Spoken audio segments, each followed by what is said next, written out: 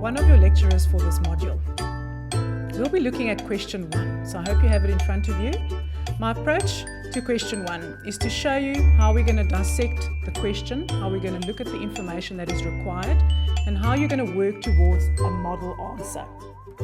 Okay, the required is important, like I said previously. Don't rush through it, really dissect what they are asking. This is a calculate, it's a calculation type of question. The tax liability for Guitar Hero Pty Limited, that's your taxpayer, it's a company, for the year of assessment ended 31 March 2050, and it's for 30 marks. Okay, 30 marks is a lot of marks. You're going to have to do a lot of workings, show all your workings, because we're looking for roughly 2 to 3 pages of workings here. Don't give us half a little page, that's not going to give you 30 marks. Right. Back to the required. Calculate, it's a calculation kind of question. No theory involved, simply doing workings. The tax liability.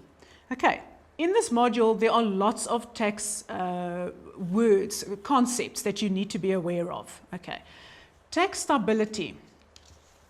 If I can just focus on the tax framework for a minute. This is in your study material. This shows you how to work out the taxable income for a taxpayer. It will focus on the income, then you do your deductions, add some capital gains if it's applicable, and you work towards the taxable income. The question is asking for tax liability. So we go a step forward and we say, all right, once we've worked out the taxable income, what is the tax liability? What is the tax I need to pay over to SARS at the end of the day? Okay, so this is where we are working towards, to this very last step. We said previously now that it's a company, all right? So we need to know what tax rates does the company pay. A company pays tax at 28%. Okay, so write it down here. So you know, these are easy things that you can forget once you get into the thick of the question. We don't want to lose easy marks here.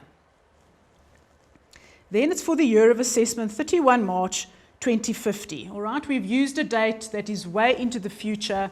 It's fine. You work just like a normal tax year of assessment. So anything from the 1st of April 2049 to 31 March 2050, we are doing the tax calculation for a full 12-month period. Okay, so can you see the required has set the scene for us? We know where we're working towards. Now you can tackle the question.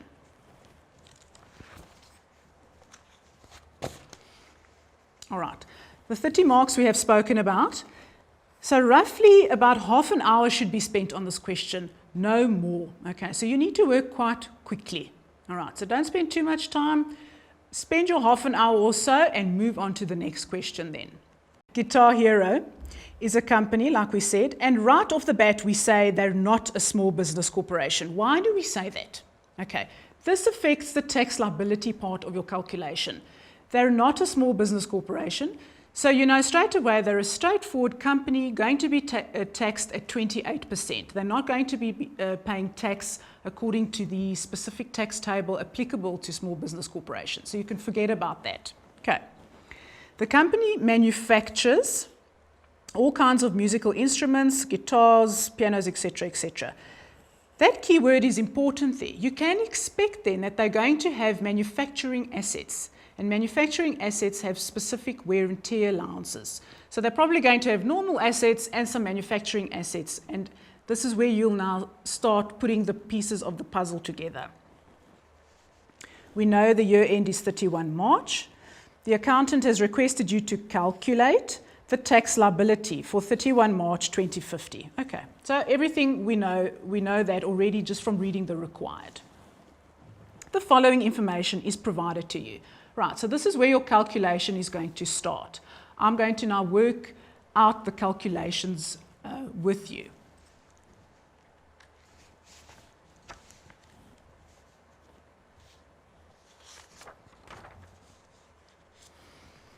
Okay, the first point talks about sales. So sales to Music Mood CC amounted to just over 6 million. All right, so if you think back to your tax framework, sales is income and we need to be taxed on income. So nothing weird and wonderful there. It's a straightforward sales and you need to be taxed on that. And you tick it off. The next point, number 2. A donation of 150,000 Rand was made to Lifeline, a registered public benefit organisation. The relevant Section 18A receipt was obtained. Okay, so here we're dealing with an expense. The company made a donation, and now for tax purposes, you need to see whether you can claim this as a deduction. Yes, in fact, you can, but the donation deduction for tax purposes is limited. Okay, you cannot simply claim the donation amount straight, just simply straight. You need to figure out what the limited amount is, and this is done on 10% of the taxable income. All right, so that is the maximum amount you will be able to claim, 10% of the taxable income. Now, you've just started your tax calculation. You're right at the top here at sales. You're nowhere near your taxable income. All right, think of your framework. You're up here, and the donation deduction is saying it's 10% of this figure. Okay, so clearly you can't do this donation calculation yet. All right, you need to keep it till the very end of your calculation, and you will do it just before you're about to work out the taxable income right at the end. Okay, so make a note for yourself so that you don't forget about it. This is outstanding and NB, don't forget about it. All right, the other thing I just want to mention, you can only claim a donation deduction if you have the receipt from the party that you made the donation to. If you don't have that, you will not be able to get a tax deduction for donations. Point 3, the company purchased raw materials amounting to just over 3 million and also paid transport for delivering the stock. Okay, so nothing strange there. It's an expense that you can claim in terms of the general deduction formula, Section 11A. So your purchases can be deducted and the transport costs. Okay, can you see now? This needs to be a deduction. Okay, these are deductions and you need to indicate that by using brackets. That was an income and there are no brackets there. Okay, so it's logical. We see students often doing a whole lot of calculations and not showing any brackets. So we don't know, do you know that you actually should be deducting or adding? So be very clear with your workings. And we're done with that note. Point 4, Guitar Hero created a new computer program to simplify manufacturing, and there's R&D expenses. Specifically, the 375,000 was incurred for the program, and some salaries were paid to the research staff, the staff specifically working on that program. And then they talk about the approval being obtained from the Department of the Science and Technology. Okay, with R&D, yes, you can claim a deduction for tax purposes. All right. So for example, if you spend 100 Rand on research and development, your tax deduction can be 150 Rand. Have you ever heard of anything like that? Okay, your deduction is more than what you actually spend. So this is a really great incentive by government. The only catch here is you need to have approval before you can claim the 150% allowance of the expenditure. So just check on the dates when the actual expenses were incurred and when did you receive the approval. The approval needs to be obtained before those expenses can be claimed. So those expenses were incurred on the 1st of May 2049, and our approval was received on 15 April. So in fact, we did have approval before those expenses were incurred. So both those expenses will be allowed to be deducted for tax at 150%. So I've showed the workings over here, and this is also how you can set out your answer. You can show your workings in the body of the question. Please don't put calculations and things at the end of a question. It is very difficult for us to mark like that and to follow. Just as you go along, space it out nicely and show your calculations right under here. So you say R&D expenses, the 150 on 375, and you claim that deduction. The salaries, specifically for the research, you can also claim. Okay, point 4 done. Point 5 relates to bad debts. Now, bad debts written off, yes, for tax you can claim it as long as the originating transaction went through sales. So if you think about it, you sell on credit and you raise the debtor in your books and you've got income in your books. As long as that has happened and now that debtor goes bad, you can claim that as a bad debt write-off for tax purposes. You'll see some questions deal with a list of bad debts and there's a loan to an employee. Okay, that cannot be written off as a bad debt. Well, you can have it written off, but for tax purposes, you cannot claim that as a deduction because the originating transaction has nothing to do with sales. There was no sale that happened with the employee. You simply just loaned them some money, you raised that debtor, and you took it out of cash, out of bank. So no originating sales transaction occurred. All right. But here we don't have that. It was simply bad debts being written off for the amount of 58,000. So we can simply claim that and tick it off. Note 6. All right, we gave you the table, basically we gave you the list of doubtful debts. Now there are 2 columns here. This is the previous year and this is the current year. Okay, now why do we give you the previous year's information? You know, we're only doing the tax calculation for this year. But when it comes to doubtful debts, how the calculation works is you're allowed an allowance of 25% on the total doubtful debts for the current year, and that is then deducted. But how this works is you need to add back the allowance that you claimed in the prior year. Okay, and that's why we give you the prior year figure. So this is then just the list, not the allowance. The allowance is 25% of this amount. Okay, so just be careful on the wording of this. You will see some questions that you have in your study material will talk already about the allowance. That is already the 25%. This is now pre-25%. This is then just the list, the total amount that we think is doubtful, and we claim 25% on that. So the current year amount is 97, and we're going to say, okay, 25% of that.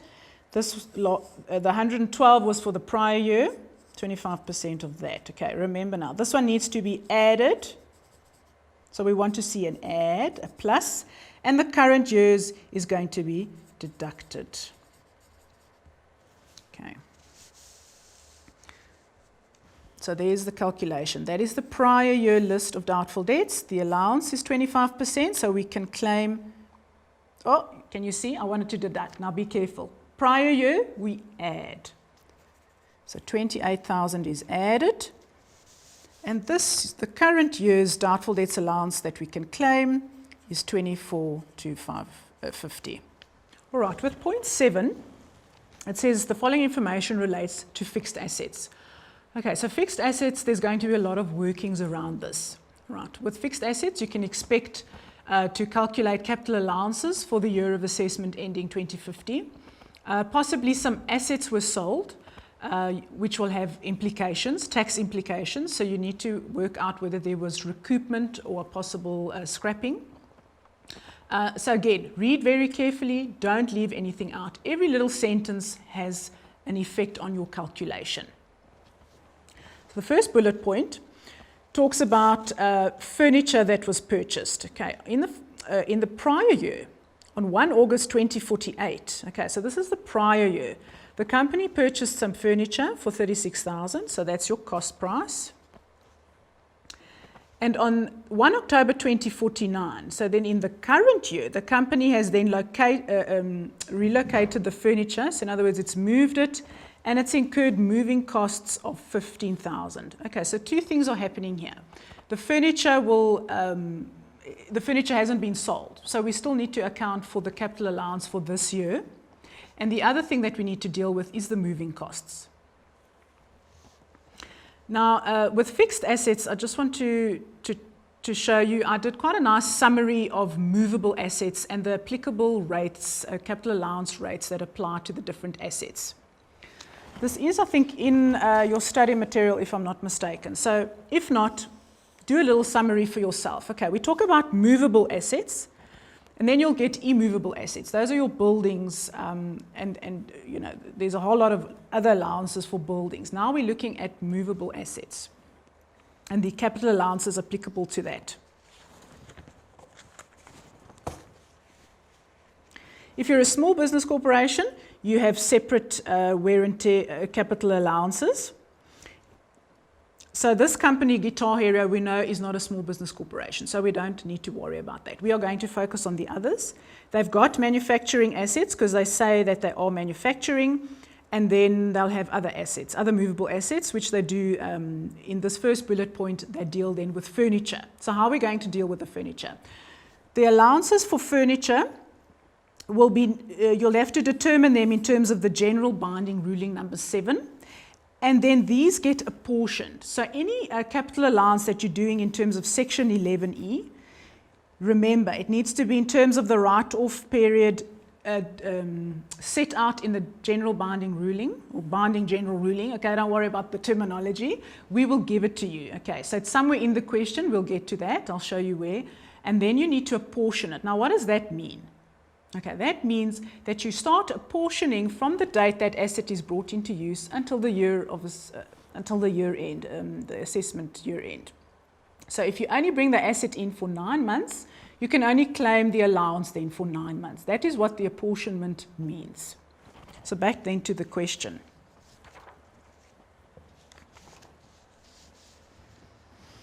Okay, so we're dealing with furniture. So I'm looking for this binding general ruling where we state what the write-off period for furniture is. Okay, it's not in this paragraph. Then these are other assets that they're talking about. So it's probably at the end of the question, and it's in note 11. Yes, the binding general ruling number 7 allows for a write-off period for furniture of 6 years. Okay, so there you have it. All right, so we're going to write off this furniture for 6 years, over 6 years.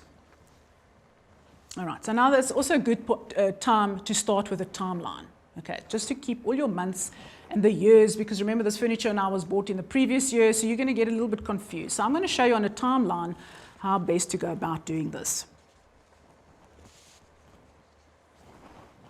All right, the asset was purchased in the prior year, 1 August 2048. So there was depreciation up until the previous year of assessment, which was the 31 March 2049.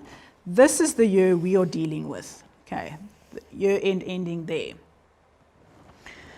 Then we had some moving costs of 15,000 being incurred on the 1st of October in the current year. Okay. So we need to determine the wear and tear for the current year.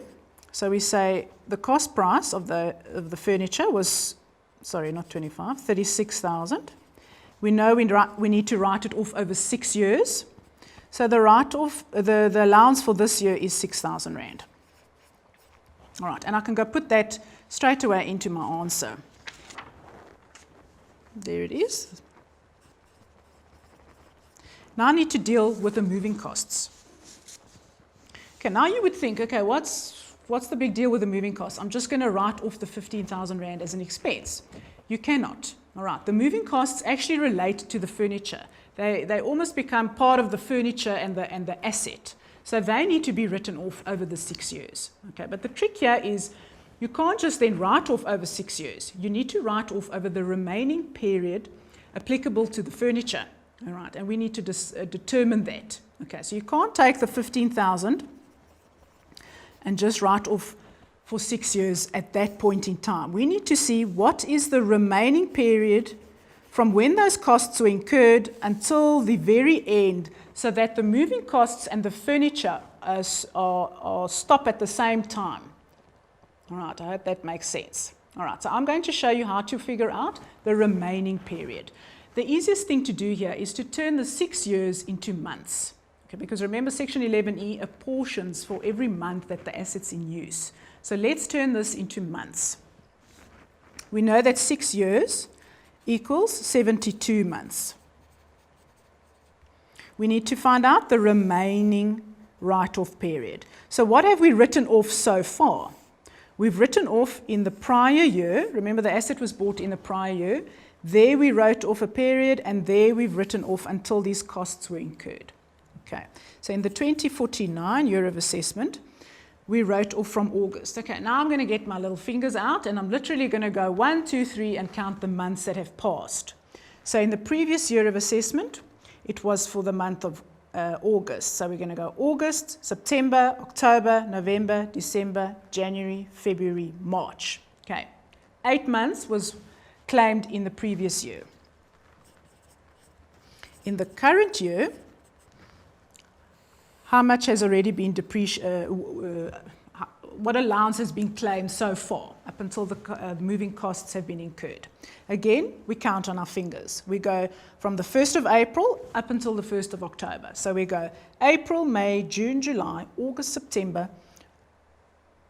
October. Did you see? I almost counted October. It's the 1st of October. It's not a full month. So don't do that mistake. All right, can happen very easily. It's only 6 months, not 7 months.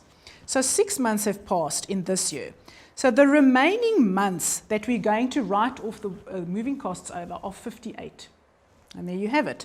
So instead of saying 15,000 over the 6 years, you're going to say 15,000 over 58 months is the remaining period. And then you can only start claiming this moving costs from when it has been incurred up until the year of assessment, and there you also have to count months. So let's count how many months now are for this current period, okay, from October to the end of the year of assessment. It's October, November, December, January, February, March, 6 months. So we're writing off the remainder period is 58 months. For the current year of assessment, it's 6 months, and that will give you an amount of 1552. So that we need to still plot into our answer.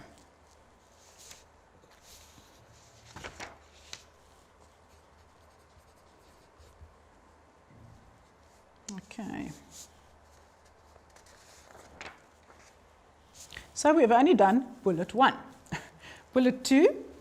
Okay, the old furniture was only sold on 1 August 2049 to a second-hand dealer for 18,000.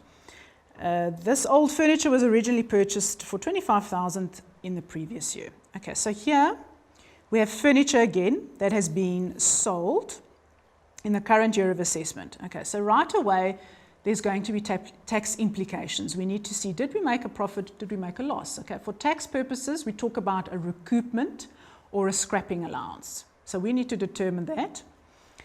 And we have a selling price, which we'll definitely use when we're working out our recoupment or our scrapping allowance. The other element that we need is the net tax value of this asset when it was sold. Again, a timeline will be very useful.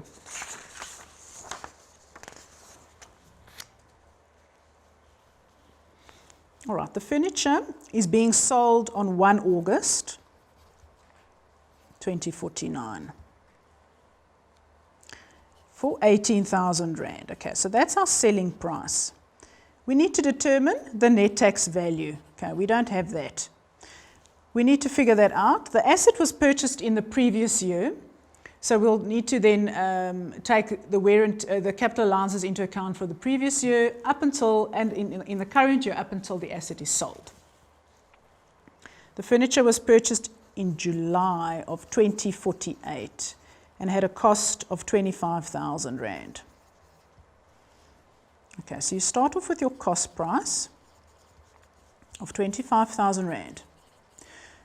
The wear and tear for the previous year of assessment. Who can remember what furniture is being written off at? Yes, 6 years.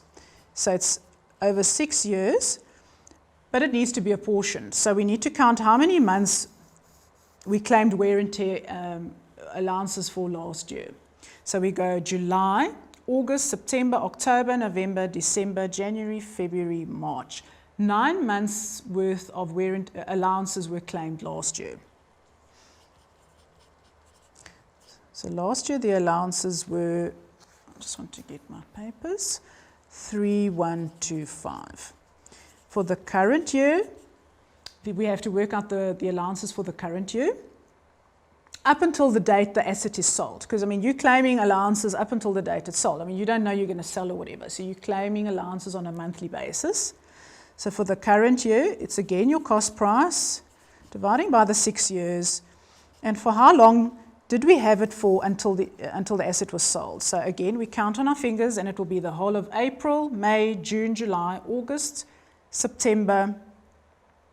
No, let's do that again. We go the whole of April, May, June, July. Yes, 4 months.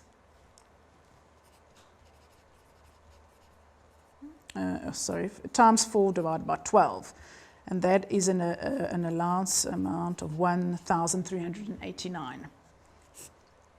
So you take your cost price less the allowances that you've claimed up until the date of sale, and that's going to give you your net tax value, which is just over 20,000 Rand.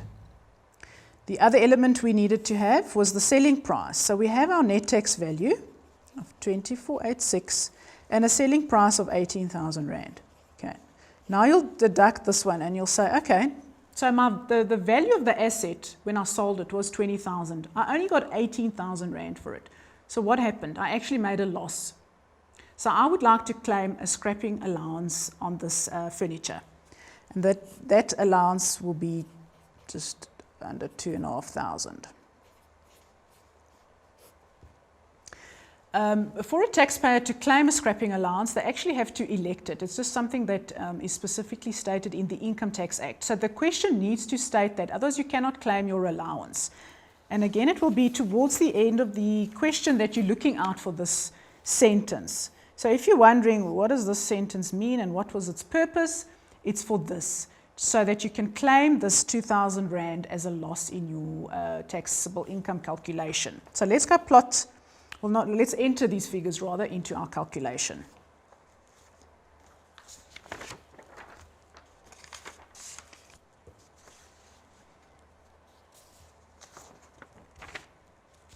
Sorry, got lots of papers on my desk. Okay, so here is the net tax value calculation, which I showed you on the timeline. So I'm just going to now just slot in the figures. Okay, I'm not going to go through the whole calculation again. So the cost was 25,000. The wear and tear, the allowances in the previous year, the allowances in this year, and how we got to the 2486 net tax value, and our proceeds were 18,000. Okay, it gave us a scrapping of 2486. And that needs to then go into the final column where you're doing your tax calculation. A lot of students do all these workings and then they actually never use the figures that they come out to. All right, so that's the next thing that you need to do. I've done all these lovely workings. Please use those figures and put them into your taxable income calculation. The scrapping allowance was 2486. Then if you take it across into that column, that is then the scrapping allowance you can claim for this year. The other thing is, don't forget the wear and tear allowance that you have for the current year needs to also be claimed up until the date of sale, and that's that figure there. All right, so we're actually done with that bullet. The next one, dealing with fixed assets, they purchased 2 manufacturing machines. Okay, here are the manufacturing machines. So if we look quickly at that summary I made, we're looking at these assets here now. So with manufacturing machines, you need to determine whether they were new or used, because the allowances will be different for whether they were new and unused or second-hand, basically. This 40, 20, 20, 20, okay. I'm actually just going to explain basically. The 40% is going to be the allowance that you claim in the first year that you bring the asset into use. If the asset is in the second year of its use, you claim the 20%, and then the third year and the fourth year and the fifth year. Okay. If it's not a new or unused machine, then in the first year of assessment, you claim 20% and 20 and 20 and 20. Okay. It's not always going to be the case that you have an asset and it's the year you purchase it, and then it's your first year of allowances that can be claimed. All right, so again, look at the timing. When was the asset purchased? We might tell you the asset was purchased 3 years ago. So you're already then in your 4th year of claiming allowances. So just be aware of when the asset was purchased and claim the right allowance amount. Okay, both these manufacturing machines were bought on 1 July 2049. Okay, so we're in the current year of assessment. So it's going to be the first year that we're claiming wear and capital allowances on these assets.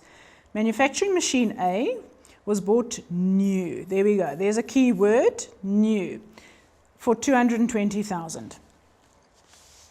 So machine A, its cost price is 220. You claim the allowance on the cost price. And in the first year of assessment, because it's a new asset, you can claim the 40%. And that amount is 88,000. The other manufacturing machine, machine B, was bought second-hand for 125. Okay, so here we don't get the 40% allowance in the first year, but we can get the 20. It's second-hand, but we get then the 20 over 5 years.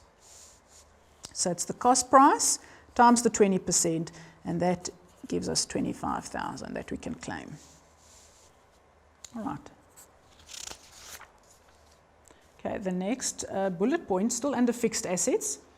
In May of this year, the company purchased 5 new apartments in a residential building in Cape Town, which cost 650,000. And then they rented these apartments out for 3,500 Rand per month.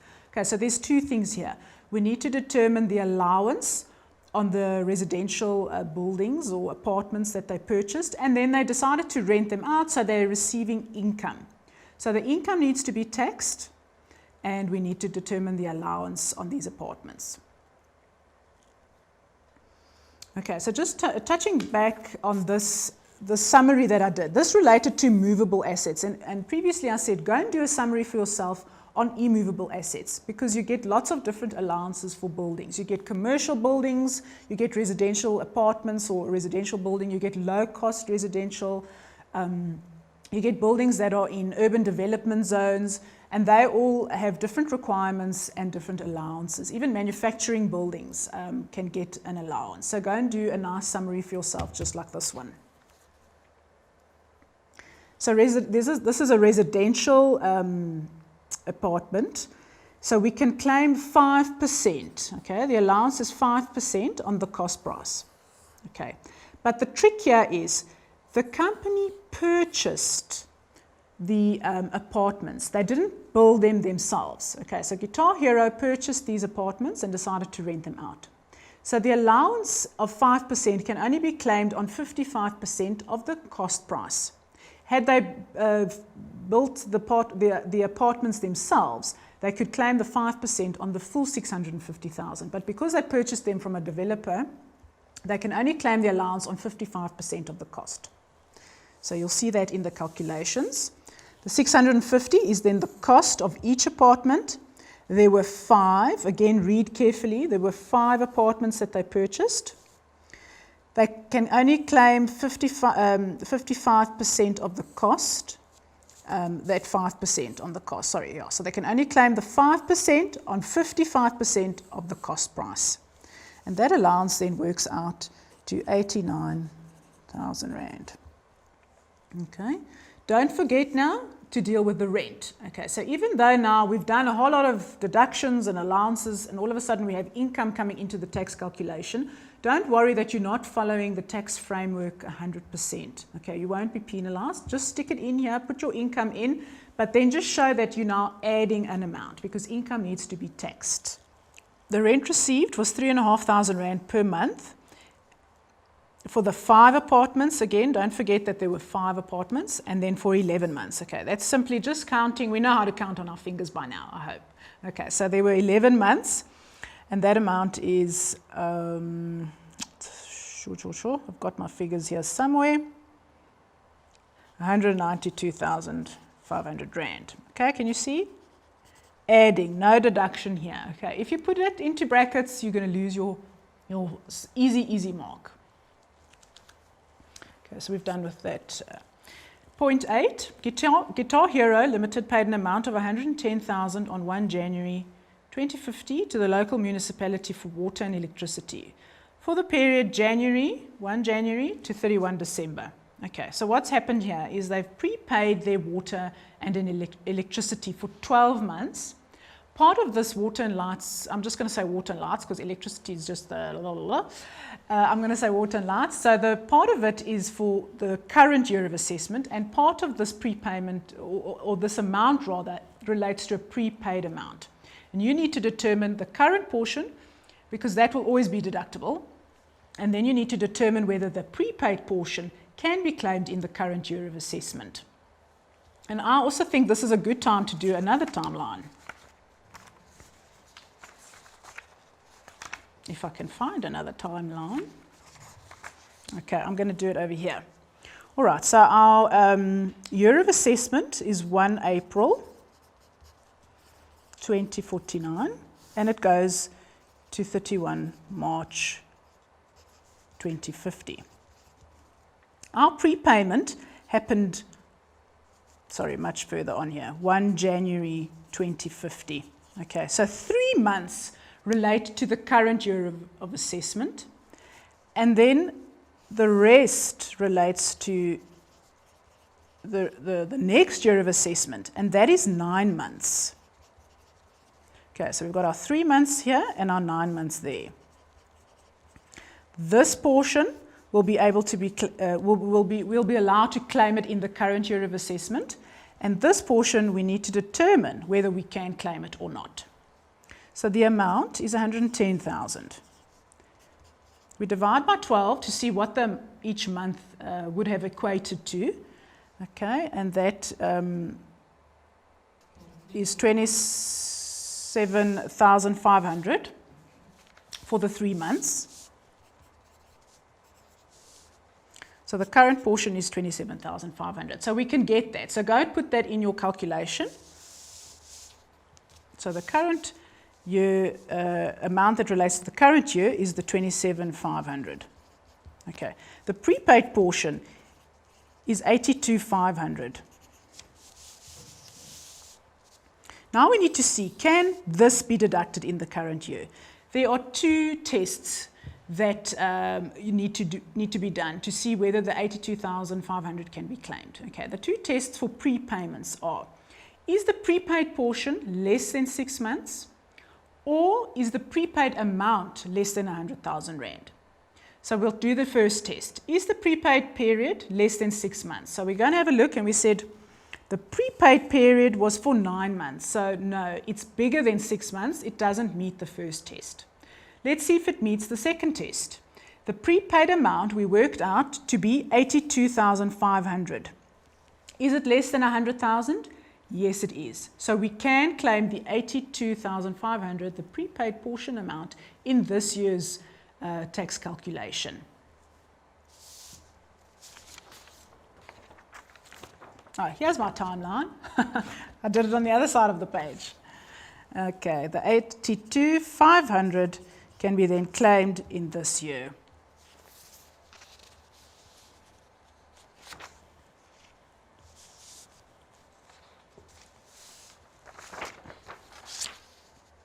All right, just to touch on that, you can see now I've shown the 2 tests that we did. Was it bigger than 6 months? And was it less than was it less than 6 months, and was it less than 100,000? Okay, please write that down and show how you're getting to whether the 82 is deductible or not. Maybe you get to another prepaid portion, maybe yours is like 120,000 Rand. Then you cannot claim it. Okay, we will mark that through, but if you don't show us, we can't give you the marks. All right, so please show us your workings. Okay, so we dealt with the prepayment. Note 9, there are some employee expenses that were incurred. There was salaries and wages of 1.2 million. Now, salaries and wages will meet the general deduction formula, section 11A. It can be deducted, no worries. So salaries and wages of 1.2 million can be deducted. The next employee expense was contributions to the medical aid. So Guitar Hero is contributing to the medical aid on behalf of its employees. This is not allowed as a deduction. If they were contributing to the pension fund or the provident fund, those would be able to be deducted by Guitar Hero, but the medical aid expenses cannot be deducted. So there's simply no deduction for that. and you will just say 0 or nil, so there's no deduction there. So we've done that one, we've done that one. The leave pay provision, when it comes to provisions and tax, it's a no-no, okay. You cannot get a deduction for provisions simply because they are conditional. You don't know if things are going to happen yet. So the leave pay provision at year end, Guitar Hero doesn't know how many employees are going to take leave, so it's conditional to them going on leave, and then they can claim, then they can pay out the leave pay expense. So this is a provision, and it cannot be deducted. So the 540,000 will not be claimed for tax purposes. So we're done there. So again, just have a dash or a 0 in your column, your final column. All right, so we're done there. Okay, number 10. On 1 February 2050, there was a robbery and 5 guitars were stolen that had a value of 5,500 Rand. And in an attempt to recover, the company decided to pay a bribe, not such a good idea. And then they also recovered money from the insurance company. They obviously had their stock insured. So there's two things happening here. We want to know, can we claim a deduction for this loss? Remember, if you look at your general deduction formula, section 11A, you can claim a deduction or an expense if there's expenditure or a loss. So there is a loss here. They've experienced a loss of these guitars. These guitars were stolen. They had a value of 5,500 Rand. So there's definitely been a loss. You can only claim, though, this loss to the extent that it hasn't been recovered. Right. So the insurance has paid them and they recovered 20,000 Rand. So the difference between those guitars' value and what was recovered can then be claimed as a loss. And the other thing is to deal with the bribe. Okay, a bribe is a prohibited expense. So you might have had an expense in your books, in your accounting books, but for tax purposes, you cannot claim a deduction for prohibited expenses. So just to put that into our calculation, the guitars had a value of 5,500. There were 5 of them that were stolen. The value of that is 27,500. Now you recovered 20 from the insurance. So the difference is what you can claim as a loss, and that's the 7,500. The bribe, as I said, is prohibited, so there will be no deduction for the bribe.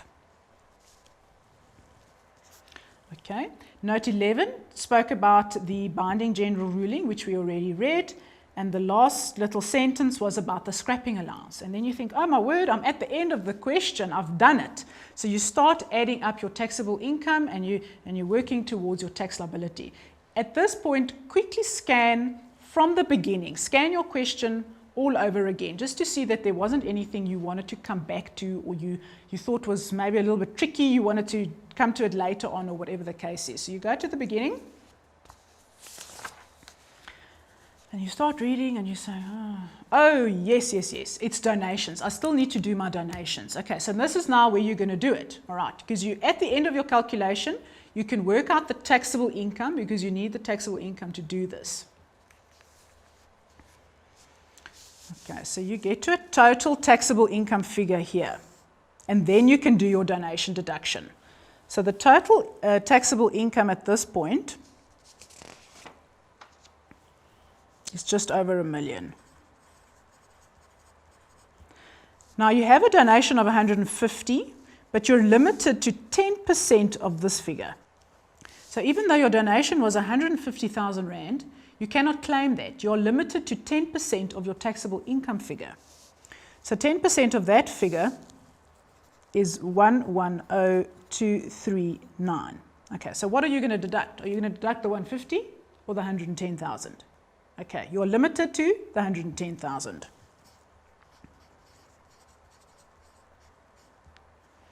And then you can get your taxable income figure. All right, do we stop there? Remember, the required said tax liability. So we go a step further. We know Guitar Hero is a company, not a small business corporation, and they pay tax at a rate of 28%.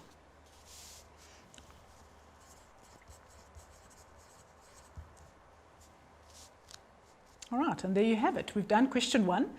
It was quite a marathon, I must say. Lots of detail, lots of workings, but I hope this is a good example for you guys to work through.